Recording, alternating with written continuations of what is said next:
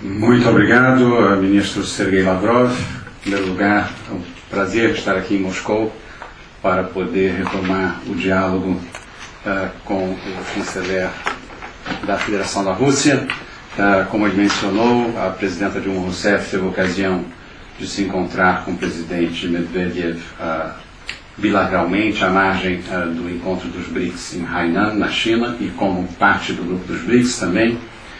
E ela valoriza muito não só o nosso diálogo bilateral, como a cooperação que temos desenvolvido no âmbito do BRICS sobre temas financeiros, econômicos, da economia internacional, e agora também em função da coincidência de estarem todos os BRICS, inclusive a mais recente incorporação, que é a África do Sul, no Conselho de Segurança.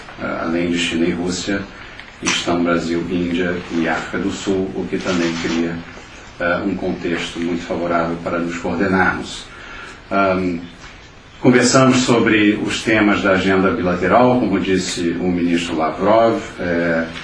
Nós hoje já dispomos de mecanismos de alto nível para o exame de uma agenda ambiciosa, que inclui comércio, finanças, investimentos, cooperação em ciência e tecnologia em diferentes áreas. Mas nós gostaríamos de diversificar nosso relacionamento no plano comercial, por exemplo. Está muito concentrado em alguns produtos agrícolas no que se refere às exportações brasileiras, e examinar também, quem sabe, um novo conceito estratégico de cooperação em matéria de ciência e tecnologia. A Rússia tem várias áreas de excelência. Eu comentei também o programa Ciências Sem Fronteiras, que a presidenta Dilma lançou no Brasil e prevê bolsa de estudo para 75 mil alunos brasileiros que estudariam no exterior em áreas de ciências exatas, física, química, engenharia e outros, de modo que vamos procurar estabelecer também programas que possam intensificar este tipo de intercâmbio. Eu concordo que os nossos dois ministérios têm um papel de liderança a desempenhar nessa aproximação e vejo com satisfação o interesse que a Rússia demonstra não só pelo Brasil, mas pela nossa região. O ministro Lavrov escreveu um artigo recentemente publicado na imprensa da região latino-americana sobre sua recente viagem a Peru, Venezuela e El Salvador, que foi muito bem recebido. Uma região, como os senhores sabem, quando me refiro à América do Sul em particular, que conhece elevadas taxas de crescimento, com inclusão social, diminuição da pobreza, uma região de paz, cooperação e democracia, e que aumenta a sua participação nos assuntos internacionais. Eu vejo também grande convergência com a Federação Russa quando examinamos os principais temas da agenda de paz e segurança internacional. No caso do Brasil, nos situamos, obviamente, do lado das aspirações dos povos árabes por liberdade de expressão, por governos mais democráticos, pela possibilidade de segmentos antes excluídos da determinação dos destinos políticos desses países poderem participar na organização de sociedades mais modernas, com mais oportunidade econômica e social também. Mas, ao mesmo tempo, nos preocupamos muito com o respeito ao direito internacional, com a preservação e fortalecimento do papel primordial que deve ter o Conselho de Segurança nas decisões coletivas sobre paz e segurança internacional. De modo que eu chamaria isso de uma preocupação sistêmica que em nada deve ser interpretada como demonstrando qualquer tipo de simpatia por governos autocráticos, mas sim uma preocupação em que quando as leis são desrespeitadas ou interpretadas com excessiva liberdade, quem sai perdendo é o sistema internacional e os países, sobretudo os militarmente menos armados, saem desfavorecidos disso. Nos aproximamos, de fato, da Assembleia Geral das Nações Unidas, de modo que eu antecipo também com satisfação a possibilidade de, em Nova York, continuarmos a nos coordenar. Eu entendo que os ministros de Relações Exteriores dos BRICS, até mesmo por uma determinação da última cúpula de Hainan, passarão a reunir-se regularmente. À margem da Assembleia Geral das Nações Unidas será mais uma oportunidade de ter o prazer de encontrar com meu colega e amigo Sergei Lavrov. Muito obrigado. Bom, muito obrigado, e me pediram para ser sucinto, então tentarei resumir. O Brasil leva muito a sério suas responsabilidades como membro das Nações Unidas e atualmente como membro do Conselho de Segurança. Durante a nossa presidência do Conselho em fevereiro, nós sublinhamos o elo entre paz e desenvolvimento, em particular, e isso aí também se vincula com a segunda pergunta, que é sobre a América Latina, porque hoje em dia a América Latina está dividida em diferentes processos de integração, onde presenciamos precisamente paz e desenvolvimento com inclusão social, com democracia e com redução da pobreza, e políticas que têm dado certo e que podem representar exemplo para outras regiões, de modo que eu acho que é uma região que apresenta soluções muito mais do que problemas. Mas, para comentar brevemente Líbia e Síria, eu concordo que o essencial é procurarmos as estratégias que contribuam para cessar a violência e fomentar o progresso político, econômico, social.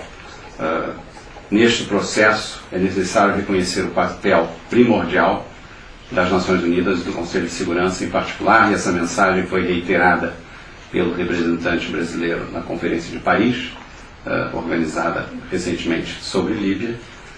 No que se refere à Síria, nos preocupam as reações de uso da força contra a população civil. Nós nos manifestamos no Conselho de Direitos Humanos, consideramos que o governo sírio precisa implementar com urgência aquilo que ele próprio se comprometeu a fazer, ou seja, proporcionar, como disse o ministro Lavrov, liberdade de imprensa, estabelecer um calendário para eleições parlamentares e presidenciais e um diálogo nacional, e rejeitar a violência como método e apaziguar os ânimos para que o país possa se concentrar naquilo que mais importa, que é o desenvolvimento.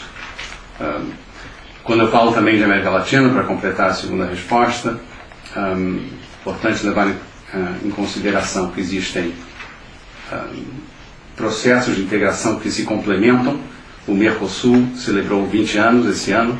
O Mercosul contribuiu para multiplicar por 10 o comércio entre os seus integrantes originais, Brasil, Argentina, Uruguai e Paraguai, hoje situado em torno de mais de 45 bilhões de dólares de comércio entre esses 4 países. Outros agrupamentos existem na região, Comunidade do Caribe, CARICOM, o Sistema Centro-Americano, Grupo Andino, mas estamos muito empenhados no Brasil em promover a integração sul-americana, em particular, por intermédio da Unasul. A Unasul, cujo tratado constitutivo entrou em vigor este ano, e que fornece uma plataforma para não somente integração física, estradas, comunicações, energia, mas também para uma consideração entre países que se relacionam pelo diálogo, pela cooperação, em torno de desafios comuns, como, por exemplo, o problema mundial das drogas. Existe hoje também um Conselho de Defesa sul-americano, e mais recentemente foram criadas 2 outras instâncias importantes, uma para debater o impacto da crise econômica e financeira sobre os países sul-americanos, e também uma instância de cooperação na área eleitoral, para que possam ser organizadas missões eleitorais, e já existem convites, por exemplo, para que monitores, observadores sul-americanos acompanhem por exemplo, as próximas eleições na Guiana se realizarão esse ano. Todos esses processos de integração convergem também para um esforço geral, plenário, digamos assim, da América Latina e do Caribe, que culminará numa conferência na Isla Margarita, na Venezuela, em dezembro, que será o da Constituição da Comunidade Latino-Americana e do Caribe. Bom, transmitir a nossos amigos na China e à imprensa chinesa saudações e dizer que a presidenta Dilma Rousseff ficou muito satisfeita com a recepção que lhe foi reservada pelo presidente Hu Jintao, primeiro-ministro Wen Jiabao, quando ela visitou Pequim na véspera do encontro dos BRICS na ilha de Hainan, e subsequentemente também pôde participar por primeira vez de um encontro muito bem organizado pelas autoridades chinesas entre os BRICS, dessa vez incorporando também a África do Sul, o que eu acho que contribui para também aumentar a representatividade do grupo.